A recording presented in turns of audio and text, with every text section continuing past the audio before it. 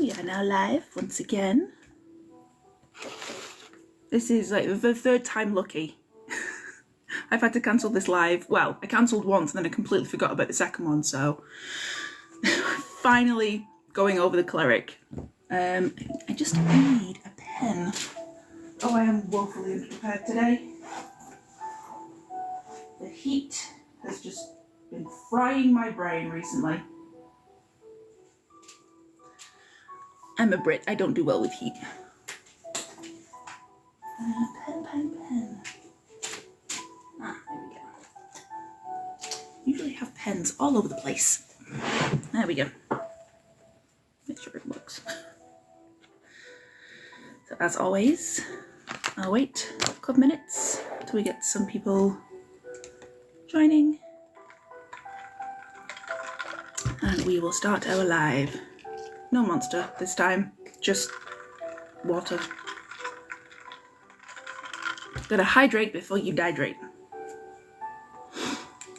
And again, you get more me just sitting here like a bit of a plonker, really.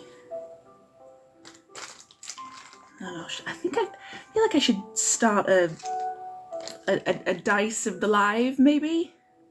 Pick a set of dice and showcase it before I actually go into the live. Yeah, let's do that. Not entirely sure which one's in this pouch, but this is the set that I will use to demonstrate certain rolls, certain dice. Ooh, it's my spooky Halloween dice. So, a little ghosty dice, cauldrons, bats. I freaking love bats. And then we have the D10 and the percentile as little gravestones. It's a little bit blurry, I'm not sure if you can see well. And then we've got pumpkins for the D12. And we have spiderwebs. Spiderwebs for the D20.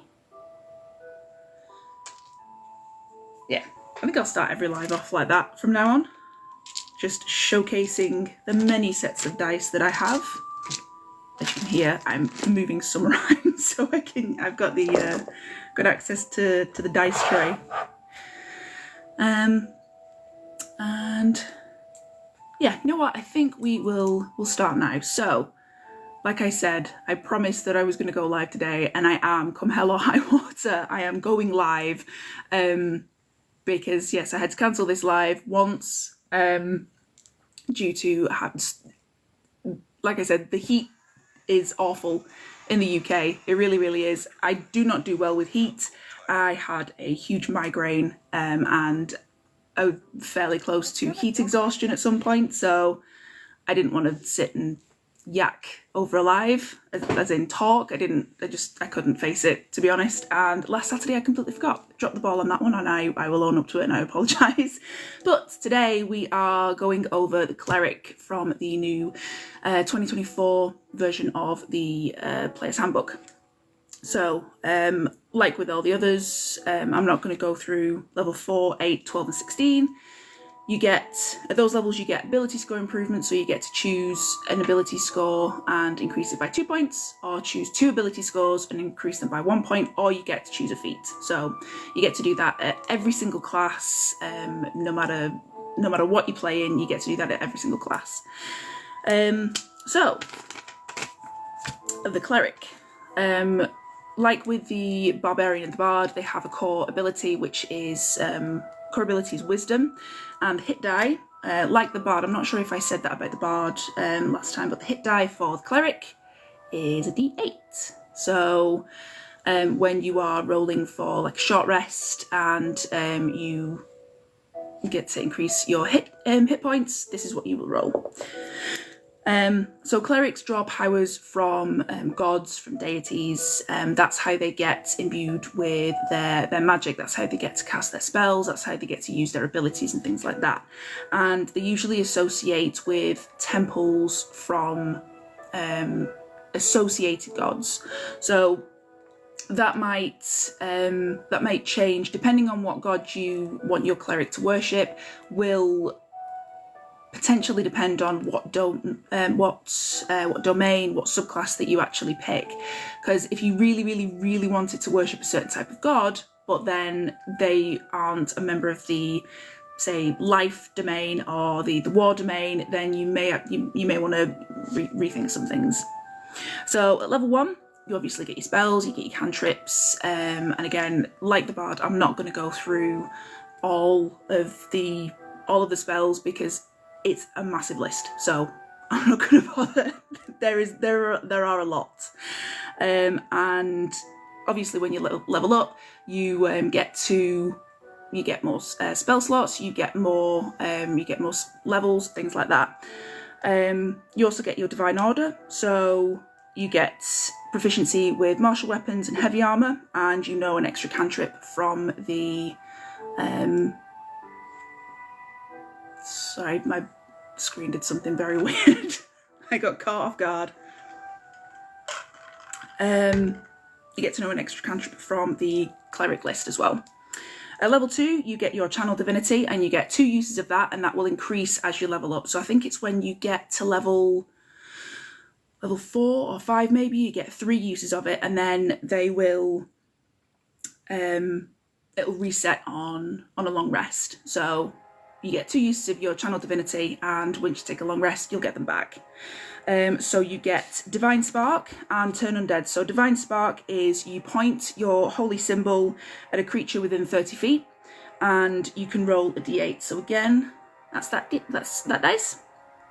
And you get to add your Wisdom modifier and either heal or damage an enemy with that. So obviously if you're, say for example, you had a score of a wisdom score of 16, you'd have a modifier of 3. So you would roll a d8, roll it just now. I got a 3, so 3 plus 3 is 6. So you'd be able to help an ally or hinder an enemy. And Turn Undead. Anyone within 30 feet will have to make any undead within 30 feet will have to make a wisdom save, and if they fail, they have the frightened and incapacitated conditions for a minute. So in combat, that's 10 rounds, because each round of combat is 6 seconds, but it does end if that enemy takes damage. So say 3 rounds in, the enemy that you hit with Turn Undead, they take damage, they will no longer be frightened, no longer be incapacitated, and they will be able to continue combat as normal. So when you get to level 3, you get to pick your subclass. Now, in the 2014 version, there were 7 subclasses. So now there is Life, Light, Trickery, and War. But in the 2014 PHB, there was also Knowledge, Nature, and Tempest. So I don't know if they've kind of streamlined things at all, but they seem to have, they've increased the Barbarian and the Bard's number of subclasses, but kind of decreased the Clerics. So I'm not sure if they're going for an even number of subclasses across the board or what, but that's their decision, not mine. So at level 5, you get access to Seer Undead. So when you use your channel divinity to turn undead, you roll a d8 again. You roll a number of d8s equal to your wisdom modifier. So again, you've got a wisdom of 16, you'll get to roll 3 of these d8s and add them together, and each undead that fails a save takes that amount of radiant damage. So you could do a max of, brain's not working, 24. Quick maths. You'd think the amount of D&D that I play, I'd be able to add things together a lot quicker. But so you could do a total damage of 24 radiant damage. And if you're up against, say, lower level undead, that could actually just completely get rid of them, which is always a good thing. Level 7, you get Blessed Strikes. So you can choose from 2 different ones. You've got Divine Strike and Potent Spellcasting. And Divine Strike is once on each of your turns, you can attack with an extra 1d8 of radiant damage or necrotic damage. So you get to choose, but that's on each of your turns. So I think, going off that, I think when you increase, when you level up and get to get access to more attacks, you would only be able to do that on 1 attack. That's what I'm getting from that. If anyone else knows for sure, then please speak up and let me know. I'm not the be all and end all of D&D knowledge. I wish I was, but I'm not. I'm not a super nerd. Or you can choose Potent Spellcasting, so you can add your Wisdom modifier to any damage that you deal with a cantrip. So, and obviously cantrips are, you can just use them as many times as you want. You don't need to expend any spell slots for them. So cantrips can be seen as fairly, they are fairly weak, but again, when you level up, the damage die increases. So you get from, like, say, just for example, 1d6 to 2d6 when you hit a certain level, and then 3d6 when you hit a certain level. But if you get the Potent Spellcasting, you can add your Wisdom modifier to any damage that you cause. So again, if you've got a Wisdom of 16, your modifier would be 3. And if you rolled a d6 and got a 5, you get to +3. That damage now becomes 8. At level 10, you get Divine Intervention. So once per long rest, you can call upon your deity for help, and you can choose any of the cleric spell levels of level 5 or lower. And I think this is in regard to whether you've got it prepared or not, because clerics have got, they know a lot of spells, but you can choose what to have prepared. I think that's per level. So once you level up, you can change the spells that you've got prepared. Again, if anyone knows any different, then let me know. Don't want to be giving incorrect advice. But for this, I'm assuming that even if you've not got it prepared, you'd be able to use it. I'm not entirely sure on that. But if you do use the Divine Intervention, you can cast it without expending spell slot or using any components or anything like that. So at level 14, you get an improved Blessed Strike, so it's obviously more powerful. You do have to choose, you have to stick with the one that you chose before. So if you chose Divine Strike, you'd have to again go with Divine Strike at level 14, or Potent Spellcasting, you'd have to choose the same thing. So if you chose Divine Strike, you'd add an extra damage die, so that would be 2d8 rather than just 1. And the Potent Spellcasting, the damage that you deal with a cantrip, you can then give yourself or another creature within 60 feet of you temporary HP. So you can deal damage to an enemy, but then you can also give temporary HP to an ally or yourself.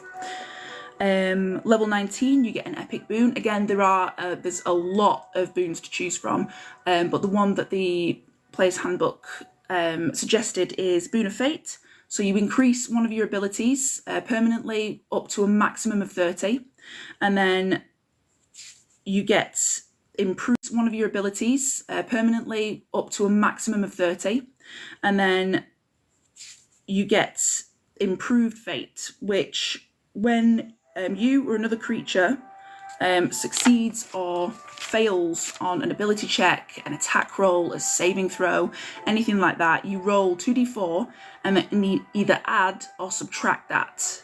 So if an ally fails a saving throw, you can use the Improved Fate, roll 2d4 and then add that to their total, hopefully making them succeed. Or if it's an enemy, you roll 2d4 again, which is that little dice there.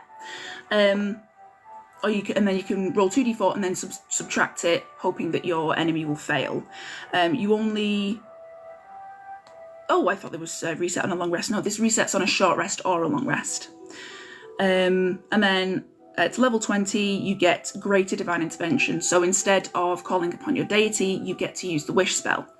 And once you do that, you then can't use Divine Intervention again for 2d4 long rests. So again, roll 2d4, and that's the amount of long rests that that there's a cooldown period of Divine Intervention.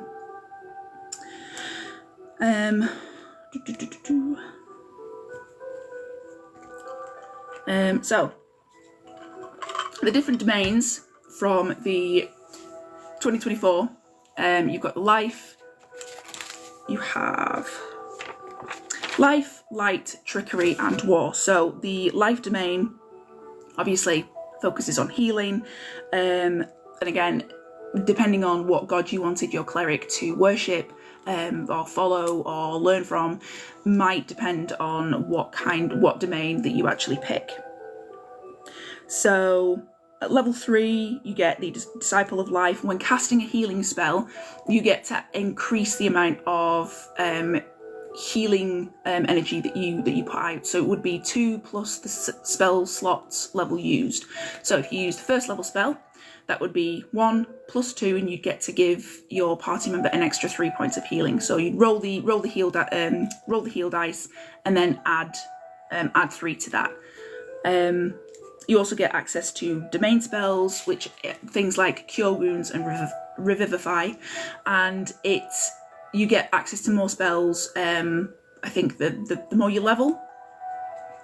You also get Preserve Life, so you present your holy symbol and expend a channel divinity to restore a number of hit points for someone. That would be 5 times your cleric level. So at level 3, you'd be able to increase their HP by 15 points. And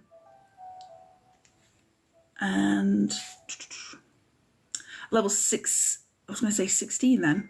For some reason, I can't read my own handwriting.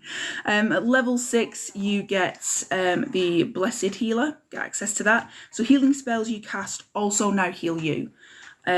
So you get plus 2 plus the level spell slots used to cast the spell. So again, say it was a second level spell slot, plus 2, you get 4 healing points, as well as healing a member of your team.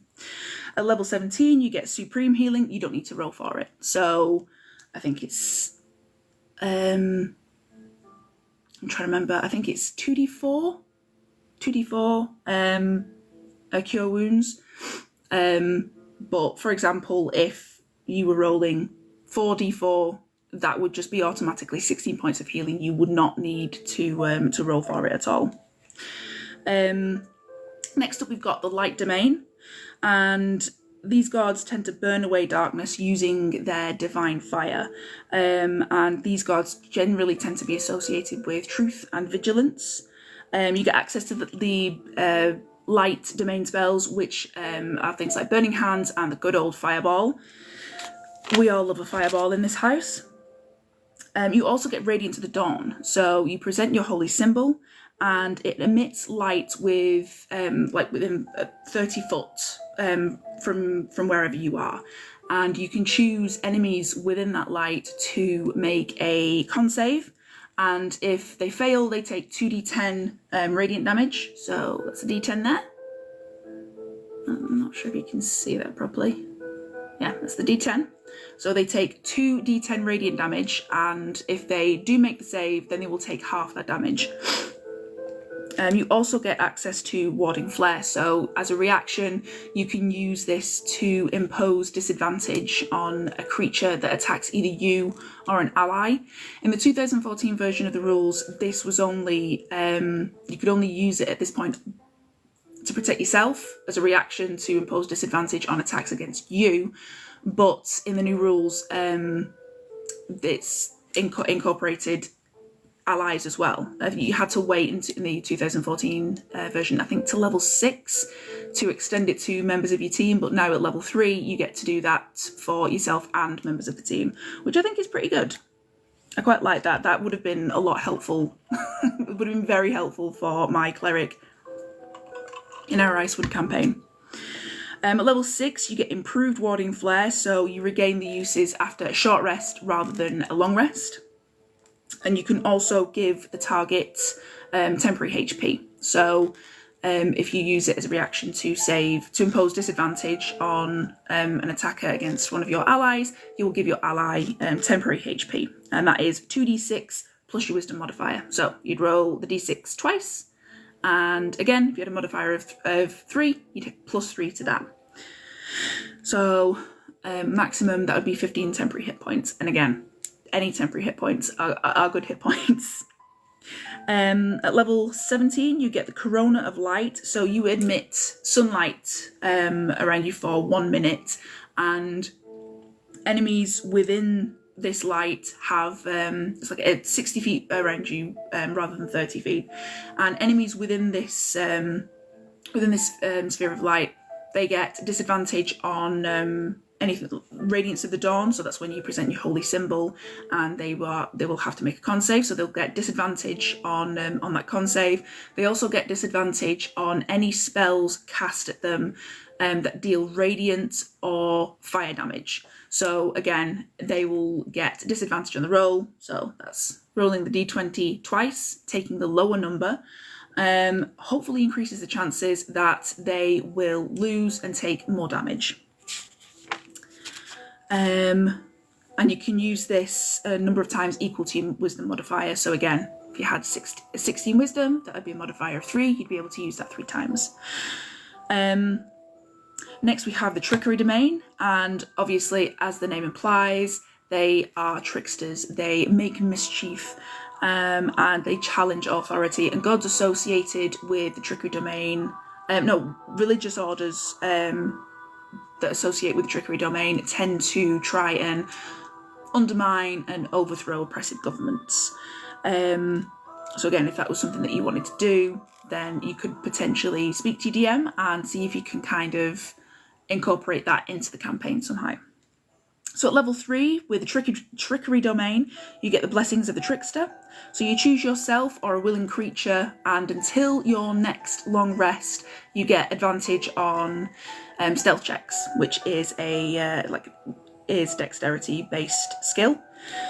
You also get Trickery Domain spells such as Charm Person and Confusion, which, will do exactly what they say on the tin. They will charm a person or they will confuse a person.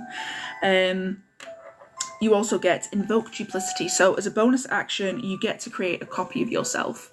And while this copy is active, you get to cast a spell as if you were in the copy's shoes, basically. So you can kind of see and hear from their position. You'll be able to cast spells as if you were that illusion. And when your illusion when you and your illusion are within 5 feet of each other, so here I probably should have picked up a couple more minis, but so this is the the grid. So these are the 5 foot squares. So say your enemy was there, if your illusion was there and you were there, you would get advantage on attacks against your enemy, because it's just confusing and disorientating for your enemy to be faced with 2 of you, basically. You can also move your copy, your illusion, 30 feet as a bonus action. At level 6, you get the Trickster's Transposition. So when you move the copy as a bonus action, you can also swap places with your copy. So if you wanted to, say, move to a certain point on the combat map, and your copy was closer, you didn't have enough movement speed, you could move your copy, but then swap places with them. So you could either do that, then you could potentially help any allies, or you could attack a potential enemy. Again, use it as best you can during combat. And at level 17, you get improved duplicity, so your illusion is more powerful. So allies also get advantage when attacking when the illusion is within 5 feet. So again, if your enemy is there, the illusion is there, and your ally is there instead of yourself, they would get advantage on the attack as well. And you get the Healing Illusion. So when the copy disappears, you or a creature that's within 5 feet get temporary hit points equal to your cleric level. So if you are a level 17 cleric, assuming that you don't have any levels in any other class, you would get 17 points of temporary HP. And finally, to the war domain. So these gods tend to inspire valor and smite foes, and war can make heroes of ordinary people, but it can also be horrific and desperate and just all round awful. So again, it might be something to think about depending on what god you want to worship and what domain you want to play as your cleric. So at level 3, as a war domain cleric, do bear with me as I hydrate before I dehydrate. You get guided strike, so you get to use a channel divinity to add 10 to a failed attack roll for you or an ally. So again, if they attack, they miss, you can use this and add 10 to hopefully make the attack.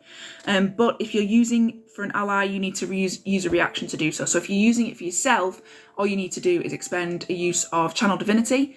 And if you're using for an ally, you need to expend a Channel Divinity as well as a reaction as well. You also get access to domain spells such as Spiritual Weapon and Shield of Faith. So Spiritual Weapon is you can cast.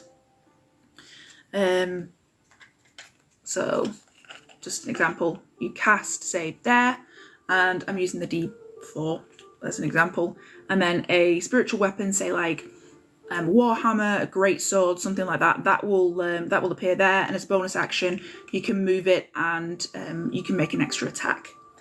And Shield of Faith, you cast that on an ally, and that will increase their AC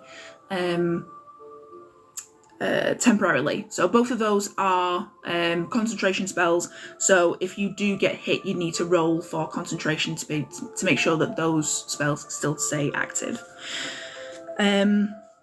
Level 3, you also become a war priest, so you get a bonus to attack, and you can use it a number of times equal to your modifier, wisdom modifier. So again, if you had wisdom of 16, you'd have a modifier of 3, so you could be able to use that 3 times per short or long rest. So you get the uses back on a short rest or a long rest. At level 6, you get the War God's Blessing, which lasts for a minute. So again, that would be 10 rounds of combat, because each round of combat is 6 seconds. So you can use a Channel Divinity to cast Shield of Faith or Spiritual Weapon, the ones that I've just described, and you won't need to expend a spell slot. And also, you don't need to use concentration using it this way. So at level 6, you use the War God's Blessing, use a Channel Divinity slot instead of a spell slot, and you don't need to concentrate on it. So if you do get attacked, you do get hit, then you won't need to roll to continue concentration in that way. And then finally, at level 17, you become an Avatar of Battle, and you become resistant to bludgeoning, piercing, and slashing damage. So basically like the Barbarian when they rage. And that is everything on the Cleric. If anyone has any questions, please do let me know, and I will answer them as best I can. I feel like this has gone very quickly, but I am reminding myself that, again, the Cleric in the 2014 version of the Player's Handbook rules, they had 3 more domains. These rules only have 4. They've got the Life, Light, Trickery and War, rather than the Knowledge, Tempest and Nature as well. So they've been kind of just taken out of the equation. So again, I'm not sure why they've done that. Maybe they've kind of like streamlined everything to make everything a little bit more equal. I don't know. But again, it's also up to you if you want to continue using legacy rules. If you want to move on to the 2024 rules, that's completely up to you. But I do think some of the 2024 rules are better. Like with the the Warding Flare.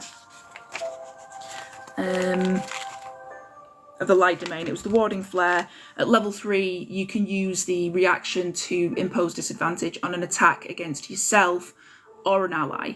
And in the 2014 versions, you had to wait until you leveled up. I think it was level 6, maybe level 7. And you had to wait until you could impose disadvantage on attacks for an ally. So you could only do it to yourself. But I think being able to help allies sooner, that's also, I think I prefer that. I prefer that change. Just going through my notes, and I think I've covered everything.